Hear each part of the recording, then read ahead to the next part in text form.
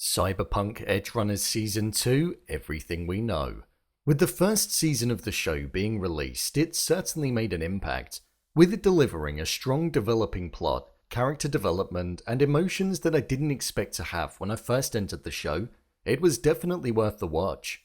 So with that, I thought I'd take a look at all that's out there about Season 2 of the show, and give my theories and predictions to what I think could happen next. So let's get into it. Here is Cyberpunk Edgerunners Season 2, Everything We Know. Just to let you know, this video will contain spoilers.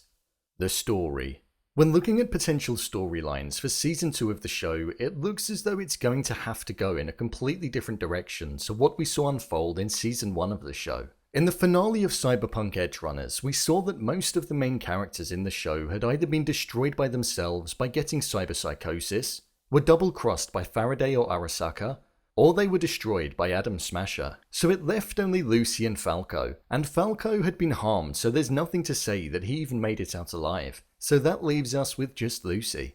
Finding out that Lucy was raised as a netrunner for Arasaka was an interesting revelation in the show, and we saw that it was the main reason for her to go to the moon.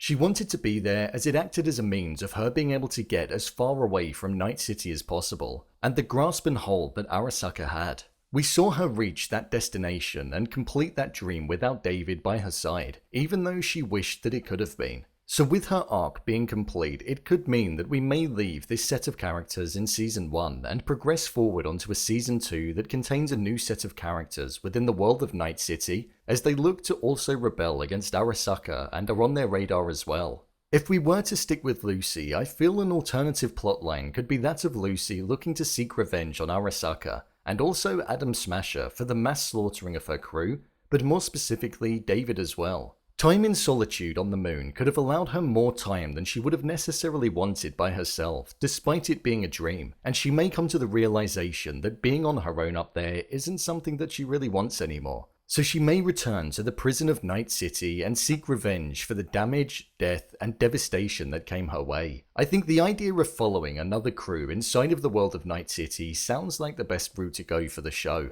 as it would almost allow it to act as an anthology series each season, and we could see the hold that Arasaka has on different groups throughout Night City, and allow us to be introduced to more antagonists and protagonists. The release date. With regards to a Season 2 of the show, it hasn't been confirmed whether or not there will be a second season yet. This series was always intended to just be a one-off, considering that there were only 10 episodes ever confirmed. However, the success and strong reception that the first season has garnered in such a short amount of time is something that may make Netflix think about potentially doing a second season of the show. There have been a lot of animated shows hit the platform recently, and some of them certainly haven't landed as well as what this one has. So they may look at it and want to give the production company another go at creating a second season if they're willing to do so. If Netflix does give the studio a green light to go ahead with the creation of another batch of 10 episodes, I think we could expect to see it in around a year's time. That's the usual time frame for the release of a show that contains other seasons, so it may land around fall of 2023. I would love to see this show get another season, as it really stood out on the platform and gave us something different when compared to the shows that have been released recently. There was danger, passion, love, loss, and action that was visually represented in a way that I've not experienced for a long while. It was innovative for sure.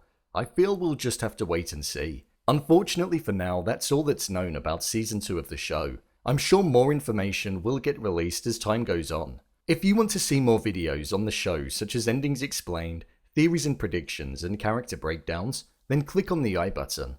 Or alternatively, you can head over to my channel where you'll find them all. If you'd like to give me a show or movie that you'd like me to review next, then head over to my Twitter, @brainpilot_, and tweet me what show or movie you'd like me to review. And finally, if you'd like to see what I rate the latest movies that don't quite make the cut to getting a dedicated video, then head over to my Letterboxd profile. It's where I rate the latest releases in real time. Do you think there's going to be a Season 2? Leave a comment down below, and don't forget to subscribe. I'll see you next time.